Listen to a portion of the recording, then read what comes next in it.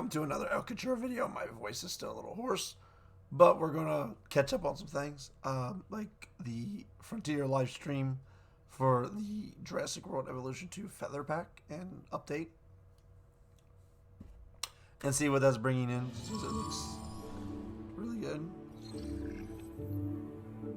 So I'll watch the video live here, maybe comment on some stuff as we go, maybe cut it down to make it better size. So the music's already started, so let's shorten that, silence that a little bit. So I saw the trailer for the Featherback. It looks amazing, and so let's see what's going on. May have to do a little.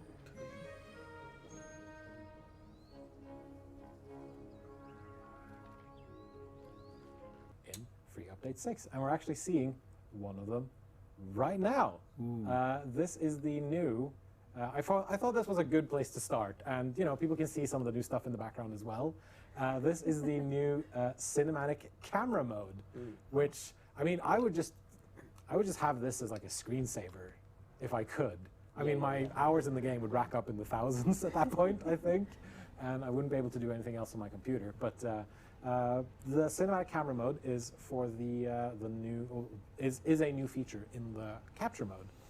And James, can you share a little bit more about what the cinematic camera mode is all about? Sure. Yeah. So the motivation here is just a bit like the guest cam, to give people a new way to experience their parks and appreciate them. At not always the ground level, but just seeing different angles to your parks that you wouldn't always see just in the normal sort of top-down gameplay. So yeah, cinematic camera rotates through interesting views of your park, and that could be guest views that you already have. For example, the view that you see from a hotel or from a monorail, zip line, stuff like that. And then there's a few new ones as well. So we move the camera over paths, for example. It follows over the guest paths to create like really nice flyovers. We have a few dotted up in the sky that are looking down. Cool stuff. Obviously, we've got focusing on the individual dinosaurs, and like you said, it's you can just sit it and let it run. And when we're having meetings about this, we quite often we'll just be streaming it, and one person, you know, we're all talking about it in the meeting, but it's just playing in the background, and then all the meetings end up overrunning because we're just standing there and watching it. So some people have like a kitten cam or something in the background. The Jurassic World Evolution 2 dev team has Jurassic cam or dinosaur cam, if you will. Yeah, and as you just brought up the settings, there's loads of ways to customize this, so you can pick which scenes you want to view. You can pick if you want to specify flying reptiles or marine reptiles, for example. You can customize it to your heart's content, and all of the customization that goes into capture mode normally is also available. So all billboard, you know, the black bars and the overlays and things like that. I like that. So what I can it's a do good way of is making cool videos, I guess, with your parks. You know, and then I can turn off aerial. I don't want them to show the park teams because Sandbox Mode Park, full disclosure, everything is set to be happy all at once at all the time. Yep. So I don't have any park teams running around. So if it were to show a park team viewpoint, they would just sort of be sitting there. But you can turn off and on various viewpoints, and then it will just jump between them. And what I really like is you can also just hit pause on the camera changes. So if you just wanted to be on the monorail, you can do that for a while and see what interesting angles. Or if you have a particular behavior that you want to really see play out. Also, it'll try and prioritize interesting behaviors. So if there's a hunt happening, for example, then the camera will try to move to that stuff. So it's a nice way to catch some of the really cool behaviors you might not always see. That's cool. I like that. Just in normal gameplay. You can see some of the amazing animations that Amy's team has been working on for this fantastic game. And as James also mentioned, you can add in all the... You can make cool videos with that. Features, so you can letterbox it, you can add filters, you can add the different frames, the different stamps, you can do all of that cool stuff. So this is one for all the photographers out there, or people who just want to play around in capture mode and see sort of what you can get, really. It's just a nice way to take a look at your park. You get to appreciate all that you've built. because I mean, personally, whenever I play these games, I'm usually like very far and like away from everything. So it's nice to sort of get a new angle on it all and see. Oh yeah, no, I have this dinosaur here, and now it's interacting with this this thing, and now this is happening. And like we saw earlier, where with this specific camera angle, there was always almost an accident with the park tour, where they almost bumped into people crossing the road, which I thought was, I mean, yeah, I hadn't noticed that before, and I probably wouldn't have noticed it if I wasn't in this particular camera mode. And I'm looking forward to seeing. You know, there's a lot of people who put a lot of effort into their parks, right? Yes, and this will be a really cool way to show them off. So. Yeah, there's your own trailer. Yeah, exactly. Yeah, for sure. Just, I mean, yeah, just use this camera mode and just sort of record clips, and then you can use it for basically whatever you want. Let's first talk about the new viewing dome. Oh, there we go. Take it away, James. Oh, Sure. what the hell? So That's a big it's a view. new, like you said, it's a new type of viewing gallery, and the cool thing about these is that you place them directly into the middle of an enclosure, right? So, and once you've done that, you can connect them. You can connect them directly to a path using a tunnel. So they're sort of detached from the path, and yeah, we've got the two types: the viewing dome, which you see there, and also the viewing log from the original Jurassic World. So you can recreate that. I was going to try and see if I could get a dome viewing gallery view. You could I need to turn just up click the on it and view it sequence. directly as well.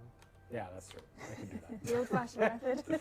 Old-fashioned method. Just go We're through so everything. used to the cinematic camera now. Yeah, I just like it.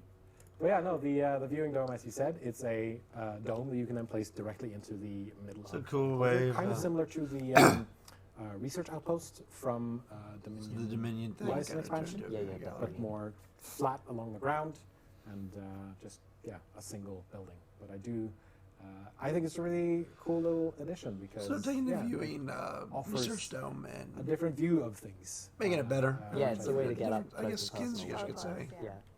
Yeah. Cool thing with the log as well is that certain dinosaurs that are small enough can actually walk underneath it as well. Oh, that's so cool. Yeah. Yeah, and pteranodons will perch on them.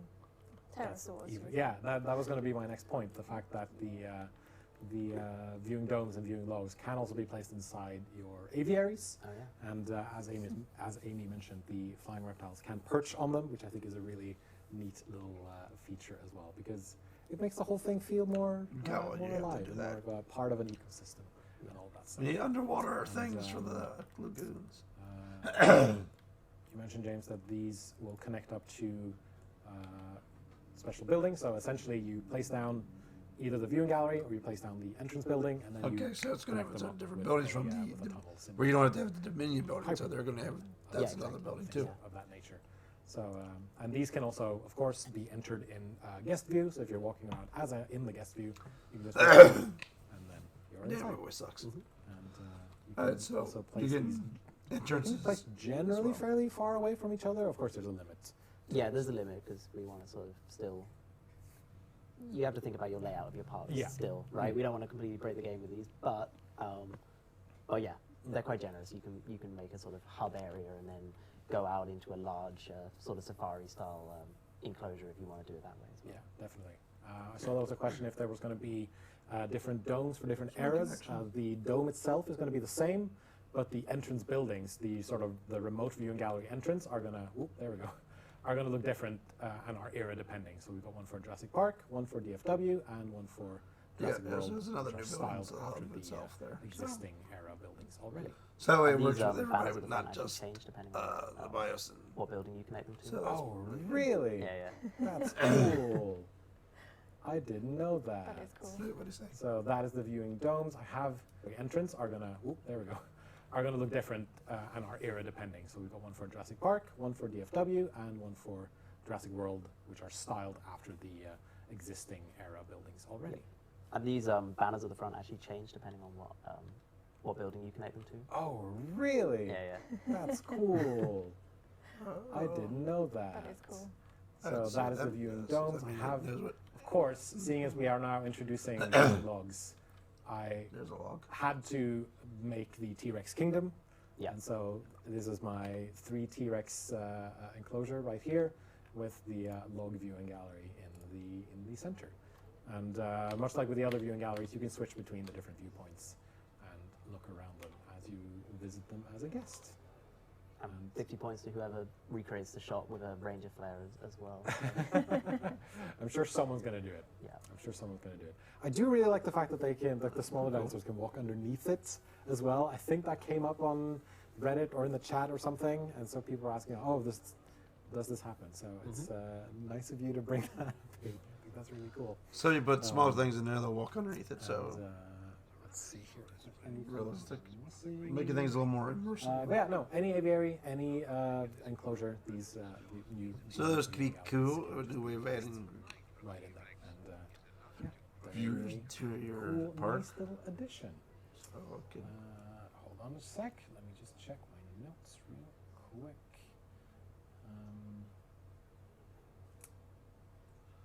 Yes. Oh Okay. my god, it's hunting. Hmm? Oh, It's nice. hunting. Oh, there's a hunt on. Ah, she got it. Get that goat. Right, we talked about the log viewing gallery, we talked about the dome viewing gallery. I can probably show off the UI when you place them. Obviously, they're in attractions. Just mentioned that if you place, if you choose all eras in sandbox mode, they will appear in the Jurassic World menu. But when you choose them, you can then choose between the different remote viewing entrances, and then this is what the UI looks like. So it's a simple matter of just placing it down somewhere. Oop, don't go outside the buildable area. And then you can also see. You've got so much buildable area. I've got so much buildable area, you wouldn't believe it. And then you can also see what the viewing range is on these. So the log obviously has a more has two conical areas, and then the dome itself is. I'm just gonna. It's our first bow tie shaped viewing zone. Yes, I think it's kind of cool. If I'm not gonna lie. Yeah, And then look this at the one two is enclosures just at once. a dome. One side, one the other. Yeah, exactly. Just make like a T shape, and then you're good. Interesting. And then, of course, the dome has a circle area. And what's great about the entrances as well is that they will, much like the zip lines, they should, if I can find one of the entrances, they will automatically connect up to fences as well. Yep. Which I think is just a really cool little thing. All right, what else can we briefly? So you can put it on a fence. You don't have to put it on its own. What we mean by square levels is square maps, and what we mean by that is we mean square versions of the maps that we have. And I am on one of those square versions right now. This is the furthest I've been able to zoom out on this particular map here. And just to show you how big this thing is, this is a corner of the map, and then we continue, and we continue, What? and we continue, and Finally! that is the size of the square tropical map. Yeah. That's so for all you massive. park builders out there, that is a literal square That's massive. that you can build on, and it is quite sizable. Like the buildable area stretches to about here, I think. That's it. Every dinosaur in the game, in one Yes. park, everywhere, whole map. All dinos, So one basically- park. Oh my god, that's Go huge. wild is what I Yeah. can say to this. And there's one for every biome as well. Yes. So in total, I think there's 9 new square that's- maps. yeah, There's one for each environment, and then there's one based on San Diego, one of the other Make a American massive ones, San I Diego think park. Make a Malls massive as well. Pennsylvania Yeah, and the park bison with valley. those Yes. trees. Yes. And then we've got the sort of temperate. Temperate has two. It's got the Arizona autumnal was a pretty cool area to trees, build and with. it's got the summer version as well. So we've got two separate versions for that as well. Yep. So I think there's a lot of buildable space because I mean, as you can see with the camera here, and Damn, that is I know there were some questions huge. about what the maps will look like. I mean, the environment That might is even what you see rival it the is. other It two is games. a I mean, that might be bigger than Planet sort of Zoo. mountainous. I I think think this is this Star one, Kingdom has a pretty big map too. square I don't version. know. It looks like it, yeah. But so yeah, there will That obviously is the bloody the huge. day and night cycle will affect shadows and all of that stuff as they usually do. But You can I make see people massive very happy sauropods. about this. Especially when you got sauropods that don't want to like meet with each other. I can't wait to see what people build on this because a lot of the maps are already very big, Yeah. but now it's just yeah. There you go. Go wild. Go And wild. also for a few of the There's some good size, but some of the levels we've done not square, but like enlarged versions of those levels, right? So the Challenge 5 Southwest USA Challenge that had all those canyons. So we've done a version of that that's filled in those canyons and just given you more playable space overall, and a few of the levels of a few of the maps. Which I actually like that Levels, map. maps? I didn't realize that was I kind of like that map, but it's a few of them have been given that treatment. So right now.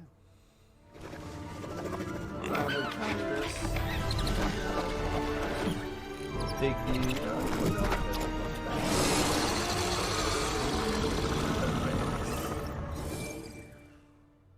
Ooh, they look so good. That was longer than that, but they look so good. Another thing that's coming to sandbox mode is a lot of things actually. So let's head on over to the sandbox settings. And first, there is one thing that I know the community has asked for a while, and that is unlimited feeders. Yep. Right. Can you talk a bit about that? Is always good. Sure. I mean, Maybe we haven't had that. name kind of says it all. Yeah. In a sense, if you turn this on, then your rangers don't have to be used to resupply the feeders anymore. They'll show infinite reserves.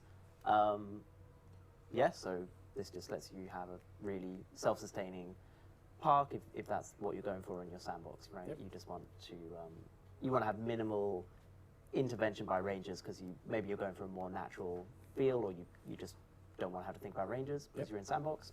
So that's the option for you. Absolutely.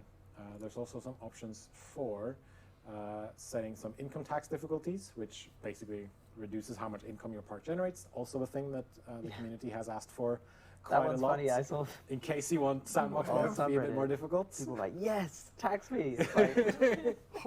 Make it harder, that's it. Okay. But this does actually let you sort of, play sandbox in that way, right? Where you're really caring about your economy, and you're sort of min-maxing in that sense. So that's what this kind of enables.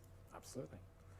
Can you also tell me about the wild capture frequency, how this works? Yeah, so it's just wild capture is when dinosaurs appear in the expedition map. They're sort of wild dinosaurs that you can send out an expedition to take back to your park. So different from incubations. It's a sort of, there's an emergency somewhere in the world and you're sending out a team to go rescue this dinosaur. And so, now you can choose to set the frequency of that. If you want to really focus on that for your park, then you get all these mystery dinosaurs showing up. That's your option. Yeah, basically. building like a home for lost dinosaurs, right? You don't know what you're going to get, but you're providing a home for it. There was someone on Reddit said, I can finally build my home for adopted dinosaurs, which I thought was a very cute little, you know what, you go, game you mode. go. That's gonna be great. My massive square home. Yeah, giant, just a big old square fence for all those dinosaurs. Let's also talk about some trees. So we have already individually placeable trees in the game, but now you will be able to mix and match some of those trees because we are opening this up for, I believe it's for PC and next generation players. You'll be able to take all of these placeable trees and these placeable planters and use them across the board for all the different environments. So right now I'm in the tropical environment, but I have access to the tropical trees, obviously, alpine trees, desert, Mediterranean, taiga. I forget. Maybe. Temperate and temperate autumn, which I think is also a cool thing because it is the color variation of the temperate. Just a way to expand the creativity in sandbox mode. Maybe you could do like a sort of pre-autumn scene where some of the trees have turned and some of them are still green leaves, right? Yes. Ooh, so you can use red pretty cheese I like anywhere. it a lot. So this is for all of those placeable trees. For all you who enjoy placing these out to really decorate your parks in different ways. So now you have all these different trees that you can play with. The community is really simple at heart. They want trees and they want logs, said someone on Twitch chat. All right. That's And cool. you know what? That's We're going to whatever. give them to you. There's You some get your lots of logs, stuff you that get your did that, trees. Done. I did see one question, which was, but is some this people wanted to do. for the brushes? But this is specifically for single placement decoration trees, so the ones that you see here.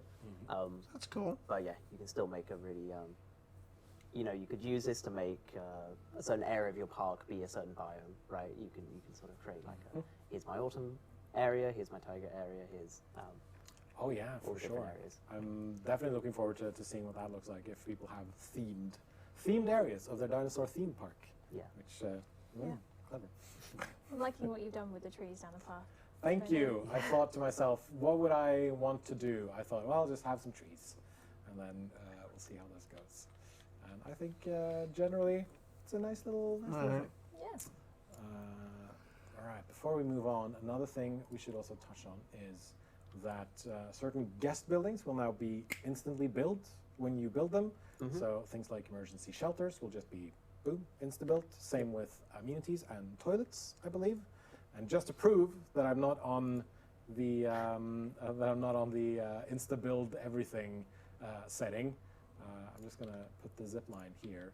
And then put the zip line here. That's a very exciting zip line. Yeah, I'm just wanted to show that these still need to be built. Yeah, so this just one of the main benefits for this is that you can see the management views update when you place these buildings. So it just gives players a better idea of, okay, I put down this restroom and it's going to satisfy the toilet coverage in this area. So that's the main reason for doing that. I mean, besides, obviously, Frontier, we've got new species for you. Me, awesome. How we can use more trees. Me, crying of happiness. Thank you, Park Insider. So let's talk a bit about some small dinosaurs, Amy. They're now gonna raise their heads when they walk through water. Yes. So we've always looked at some of our smaller dinosaurs. So things like the Chungkingosaurus and the Huayangosaurus. I think that pronunciation might not have been accurate there, but we try. So previously they've been isolated on these little islands, and they don't look like they've particularly struggled to walk through semi-deep water. And now we've added an animation so that they will raise their little heads above the water as they wander through it. So Like it this, just expands their range a little bit. Like the Styraco here, as it was walking through this little pond of mine, it would try to keep its chin up and up above the water. Yeah. Which I think is just another way of making these animals a little better look realistic. more alive and just give them more verisimilitude as you play the game and as you look at. Oh, there they are. yeah. There's some Uterannuses right there in the background. Beautiful, amazing, unique plumage. I would say beautiful, amazing, unique plumage on all of these new feathered species. Yeah, but the little puffy tails right at the end are really cool. I love the mane they've got over the back of the necks. Yeah. It's a wonderful silhouette. There it is. There it goes. So 2 minutes left on the giveaway, guys. If you haven't entered yet, type !merch over on our Twitch channel. That's twitch.tv/frontier, and you can join up for that giveaway. But right now, we're just sitting here looking at this here Uterannus. And we're going to need your help to track down the rest of the prehistoric species over on our social channel. So keep an eye out on those in the next coming days, and we might post some images for you to help us identify some prehistoric creatures. I think I saw one try to do. No, one was running, so I was like, oh, is it going to hunt a goat? But then I think the goat might have just gone off somewhere. But so there's one note here that says random rock placement. So I'm going to take my keyboard back. And I discovered this by accident as I was trying to decorate, and I think it's a really cool addition as well. So let's tell me about the random rock placements. Yeah, so it's you can just pick. Now we've within a biome you can pick random tiger rock, random desert rock, random whichever rock you like, basically. So you can and it'll pick every time you click, it'll pick a new one within that group. So yeah, it's just a nice way to decorate enclosures without sort of having to jumping between the the UI and the rocks that you're placing. So. And of course, there's a lot of rock puns in chat. This is rocking, holy rock, this rocks, etc., etc. And as I like to say, look at those boulders. Those are nice boulders. That's why we did it. Random rocks. I just stumbled across this. I was trying to put some rocks into my aviary, and I saw, oh, what's this button do? Oh, random rocks. That's cool. I like that. And then I just sort of did this for a little bit and just placed them out all over. Another thing that eagle-eyed viewers may have, they may have not noticed because we're blocking that part of the screen. So, Adam, if you could bring us up into full screen, please, is this button right here in the lower right-hand corner, which Let's pop back. No, that doesn't show there. Let's go in our aviary here. And so this is basically a slow-mo button for the speed controls. And so I know that players have been asking for this for capture mode, but we decided to just put it into all of the game, essentially. Yep. And so if I then go into capture mode, then slow-mo will still be in effect. And I can just hit capture, and then boom, it will capture something mid-slow-mo, essentially. Yeah. Yeah, this is really nice. And it's also can be useful for gameplay as well, right? If you've got a calamity going on, then you don't want to pause, but you can chuck it in slow-mo and sort of react with superhuman speed. But as I said before, keep an eye out on our that's Jurassic cool World stuff. Evolution 2 social channels. That is Facebook, In this that update, is, sounds YouTube, pretty cool. and Look forward Instagram to getting back in, maybe for doing some some more park reveals building. and additional screenshots. They haven't of in a while. the new feathered species that are coming in the feathered species pack on March 30th. And of course, we will be back next week with a new live stream showcasing all of the new species that are in the feathered species pack. A separate one for that. And so what have we talked about today? We've talked about so much today. We've talked about new viewing galleries, the single placement trees, the infinite feeders in sandbox mode.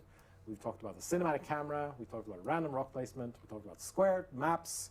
I'm not going to say levels anymore. I'm going to say maps. Zipline variants. We talked about the slow motion time option. We talked about a lot of the quality of life updates that are coming to sandbox mode. There's so much that we've talked about, and this is really a sizable free update that's coming to Jurassic World Evolution 2 on March 30th. And of course, coming out alongside the feathered species pack.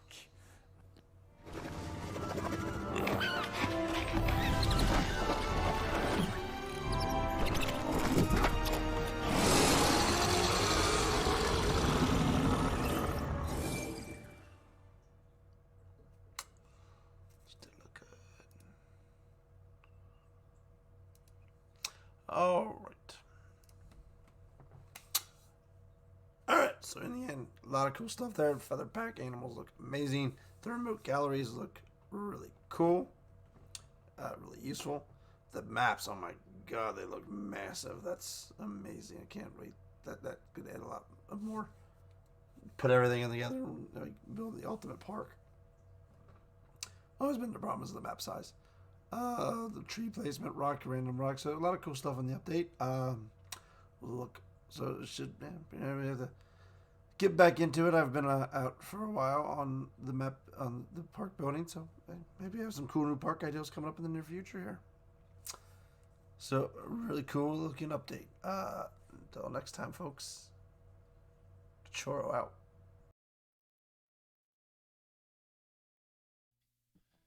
And when you